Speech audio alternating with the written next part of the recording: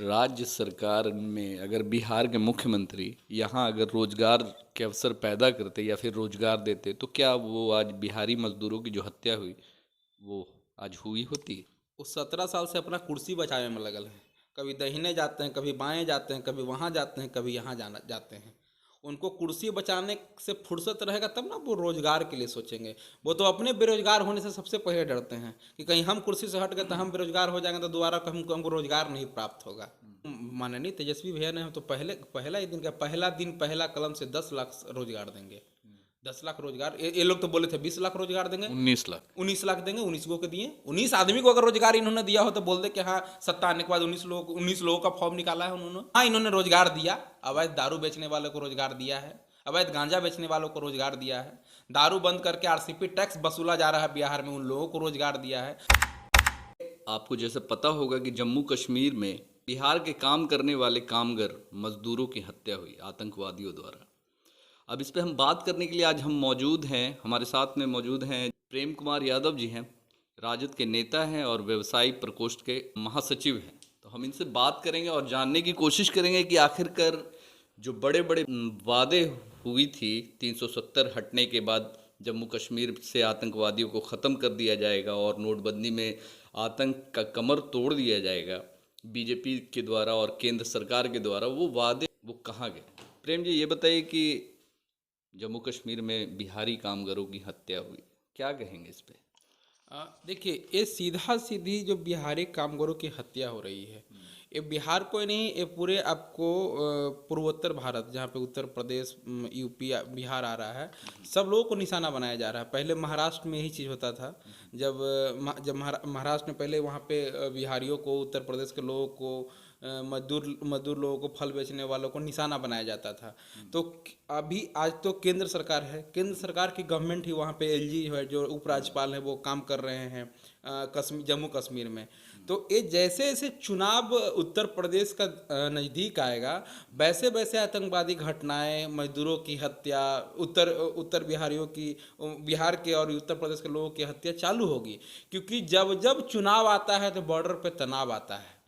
जब तक चुनाव अगर ख़त्म हो जाता है तो बॉर्डर पे तनाव भी ख़त्म हो जाता है। तो ये बीजेपी का प्रोपगंडा है। जिस तरीके से बीजेपी दूसरे मोदी टू से जस्ट पहले, चुनाव से पहले इतना बड़ा आतंकवादी हमला सुनियोजित ढंग से कराया और उसी के सिंपैथी के बल पे भारत में वो शासन कर रहे हैं। तो हमेशा वो वही कर रहे हैं कि वो लोगों को डराते हैं कि आतंकवाद आतंकवाद आतंकवाद। आप मोदी जी जब से प्रधानमंत्री, ऐसा थोड़े कि आतंकवादी हमला बंद हो गया है, आतंकवादी के लोगों को मार नहीं रहे हैं। लेकिन ये जब कांग्रेस की सरकार थी और छोटी मोटी भी घटनाएं होती है तो लोगों को इस तरीके से डराया जाता था, ऐसा लगता कांग्रेस पंगु है।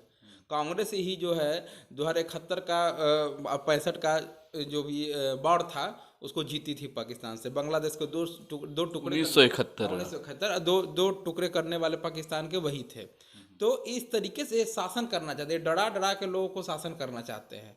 तो इनका काम ही है कि डराओ, धमकाओ, बांटो, दंगा कराओ और शासन करो। आपका कहने का मतलब है कि ये जो अभी हत्याएं हुई है मजदूरों की, ये चुनाव के मद्देनज़र हुई है? ये मतलब कहने का मतलब है कि आप सीधा सीधी आरोप ना लगाकर आप घुमा फिरा कर बोल रहे हैं कि ये जब भी चुनाव आता है भारत में, जब भी इस तरीके का चुनाव का माहौल होता है तो इस तरीके का घटना होता है, तो आप इस पे तो निशाना आप बीजेपी को या फिर केंद्र सरकार या फिर राजनीतिक पार्टियों को आप दे रहे हैं। नहीं, तो ये तो हो ही रहा है ना। जब भी कहीं भी बड़े स्टेट में चुनाव आ रहा है, देश में चुनाव आ रहा है, आतंकवादी गतिविधि बढ़ जाती है।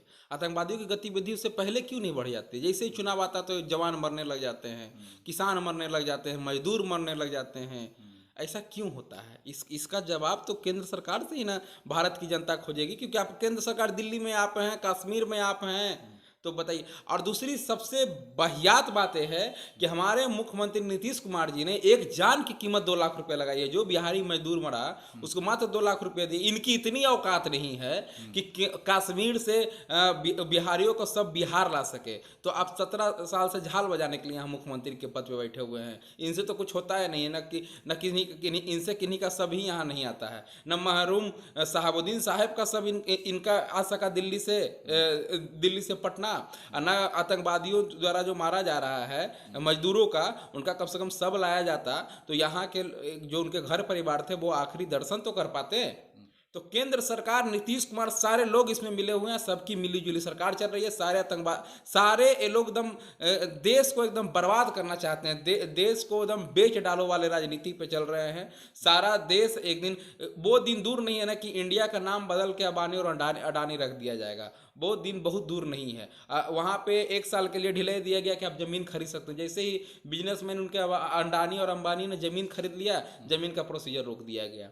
तो ये तो एकदम साजिश के तहत वहाँ पे कश्मीर में बिजनेसमैन को अपने फायदा देने के लिए धारा 370-35 से हटाया गया है। 335 या 370 हटाने से क्या हो गया? वहाँ के लोग को डेली 10,000 रुपया कमा रहे हैं क्या? अब कितना लोग घूमने जा रहे हैं डेली कश्मीर, ये हमको बता दें। पहले भी घूमने जाते थे, पहले भी लोगों को कुछ नहीं होता था, आज भी कुछ नहीं हो रहा है। कश्मीर में कहाँ आतंकवादी हमला खत्म हो गया? जो हो रहा था कल, आज भी हो रहा है। तो बिहार के तो बहुत सारे लोग बोल रहे हैं कि अब हम लोग वहाँ ज़मीन ले सकेंगे, बिजनेस करेंगे, तो आप भी लेंगे ज़मीन वहाँ? खाने का खर्च ही नहीं चल रहा है सर। महामारी या महंगाई में ज़मीन खरीदेगा? सब अंधभक्त कहते थे कि कश्मीर में मैं जाके ज़मीन खरीदूंगा, कश्मीर में ज़मीन खरीदूंगा। अब आज खाने के लिए 2 वक्त का खाना ठीक से नहीं मिल रहा है। आज केंद्र सरकार हमारा महंगाई इस चरम सीमा में पहुंचा दिया है। ज़मीन खरीदना तो दूर की बात है, बिहार के लोग ज़मीन खरीद ले, यही बहुत बड़ा बात है। कश्मीर जाने का तो बहुत सपना में भी नहीं सोच सकते हम। अंधभक्त तो बोल रहे हैं कि जितना भी महंगाई हो जाए, विकास हो या ना हो, 500 रुपये लीटर तेल हो जाए, फिर भी हम मोदी जी को ही जिताएंगे, मोदी जी को ही वोट देंगे। देखिए, एक अंधभक्त थे ना कि बोलते थे कि कोई देहांत कर गए थे पिछला बार कोरोना से, कि चिल्ला चिल्ला के बोलते थे कि हमको राम मंदिर चाहिए, राम मंदिर चाहिए। अब वो बेचारा कोरोना से मर गए, उनको ऑक्सीजन तक ना आईसीयू में भर्ती थे, उनको ऑक्सीजन वगैरह नहीं मिला था। तो उससे नहीं ना होता है। बोलने के लिए तो आदमी कुछ भी बोल देता कि हम ये हैं, भक्त हैं। लेकिन भक्ताई करने से अगर आज जो 300-350 रुपया का जो सिलेंडर था, आज 1100 से 1200 रुपया मिल रहा है। जो पेट्रोल आपका 60 से 70 रुपया था, जो 110 रुपये मिल रहा है। अब बिहार में सबसे ज़्यादा महंगा है। तो उस पे आपका कहाँ गया ध्यान? आज तो हम लोग को आतंकवाद से ज़्यादा बड़ा मुद्दा है कि पेट का आग हम लोग को मार रहा है। हम लोग जिंदा रहेंगे तब ना किसी से लड़ेंगे। तो खाने के लिए किसी को सही से नहीं मिल रहा है। खाने को लोग मोहताज है। जो इतना क्राइम बढ़ रहा है बिहार में, तो कहीं भी हाई लेवल पे, उसका बस एक कारण है महंगाई। महंगाई पर अगर आप कंट्रोल नहीं करिएगा तो इस देश को बर्बाद होने से और बिकने से कोई नहीं रोक सकता है। अच्छा, इसके लिए जो मौत हुई है, मजदूर मरे हैं वहाँ, इसके लिए केंद्र सरकार और राज्य सरकार कितनी जिम्मेवार है? दोनों जगह तो उन्हीं की सरकार है। तो उसमें किसको कहिएगा? दोनों जगह तो उन्हीं के लोग बैठे हुए हैं ना। रिमोट कंट्रोल तो वहीं पे अमित शाह मोदी जी के पास है ना। तो उसमें किसको आप दोषी मानिएगा? केंद्र में तो कोई विपक्ष, वहाँ विपक्ष कोई बैठा हुआ नहीं है कि कांग्रेस का सरकार है, आरजेडी का सरकार है, जदयू का सरकार है। हम तो मुख्यमंत्री हैं नहीं वहाँ के। मुख्यमंत्री तो उनके राज्यपाल तो उपराज्यपाल तो उनके लोग हैं। तो बताइए कि उनके ही राज्यपाल सत्यपाल मलिक मणिपुर के जो हैं, वो बोलते कल स्टेटमेंट दिए हैं कि जब हम गवर्नर थे तो 50-100 किलोमीटर के दायरा में नहीं घुस पाते थे। और सत्यपाल मलिक जी का कार्यकाल बिहार में भी शायद वो रहे हैं। तो हम लोग देखें कि वो एक अच्छे गवर्नर हैं, जानकार लोग हैं। तो वो लोग तो मोदी शाह, अमित शाह, जो पंगु लोग हैं, जो उनको रिमोट कंट्रोल से चल सकते हैं, वो लोग उन्हीं लोगों को सत्ता पे बैठाते हैं। वो तो काम करने वाले लोगों को बैठाएंगे नहीं। सत्यपाल मलिक जी सही में एक बेहतर इंसान के साथ साथ बेहतर गवर्नर थे। तो ये लोग तो रिमोट कंट्रोल से चला, जैसा चाहेंगे आतंकवादी गतिविधि बढ़ेगा। तो जब जब चुनाव होगा, बॉर्डर पर तनाव होगा, इस चीज़ को आप लिख के रख लीजिए। राज्य सरकार में अगर बिहार के मुख्यमंत्री यहाँ अगर रोजगार के अवसर पैदा करते या फिर रोजगार देते, तो क्या वो आज बिहारी मजदूरों की जो हत्या हुई वो आज हुई होती? वो 17 साल से अपना कुर्सी बचाने में लगल है। कभी दाहिने जाते हैं, कभी बाएं जाते हैं, कभी वहाँ जाते हैं, कभी यहाँ जाते हैं। उनको कुर्सी बचाने से फुर्सत रहेगा तब ना वो रोजगार के लिए सोचेंगे। वो तो अपने बेरोजगार होने से सबसे पहले डरते हैं कि कहीं हम कुर्सी से हट गए तो हम बेरोजगार हो जाएंगे, तो दोबारा हमको रोजगार नहीं प्राप्त होगा। तो एक सवाल और कि आरजेडी की भी गवर्नमेंट लगभग 15 साल रही। लालू प्रसाद जी ने बहुत कुछ किया बिहार के लोगों के लिए और गरीबों के लिए, मगर उनके वक्त में भी जो एक रोजगार के जो अवसर होने चाहिए थे और जो उद्योग फैलना चाहिए था, जिससे अगर वो उस वक्त भी उस वक्त उन्होंने भी शायद कहीं ना कहीं पहल नहीं किया, तो अगर किए रहते तो कम से कम आज रोजगार के अवसर यहाँ भी पैदा होते हैं ना। देखिए, आदरणीय लालू जी का जो कार्यकाल था, सबसे बड़ा बात था कि वो दौड़ ही सामाजिक न्याय का था। उसमें समाज में मजदूरों को न्याय मिल जाता, समाज में बराबरी बैठने का मजदूरों को हक चाहिए था, जो आदरणीय लालू जी ने दिया। आज अगर हम इस कुर्सी पे बैठे हुए हैं तो आदरणीय लालू जी के कारण बैठे हुए हैं।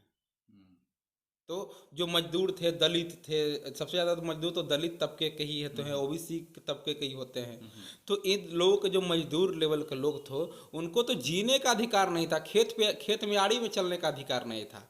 और आज से 15-20 साल पहले में बिहार की ज़मीन इतनी संपन्न थी, खेती इतना संपन्न था कि लोगों को पलायन करने की ज़रूरत ही नहीं पड़ता था। उस समय का पलायन का रेशियो देखे और आज का पलायन, उस समय का एक गांव में सुना जाता था कि फलानवा का बेटा दिल्ली में गया है, दिल्ली में काम करता है, सूरत में काम करता है। आज तो साला जाइए तो गांव के गांव उठ के सूरत है, दिल्ली गया हुआ, चिमनी पे गया हुआ है। आप भी, आपका तो इतना एज हो गया, आप तो बिहार को अच्छे तरीके से देखे होंगे।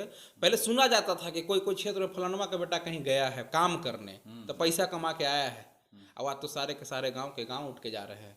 तो लालू जी के समय रेशियो 1-2% था, आज रेशियो 80 से 90% पलायन का हो चुका है। तो आपकी अगर गवर्नमेंट बिहार में बनती है तो रोजगार कितना देने वाले हैं? हम लोग तो माननीय तेजस्वी भैया ने, हम तो पहला दिन पहला कलम से 10 लाख रोजगार देंगे।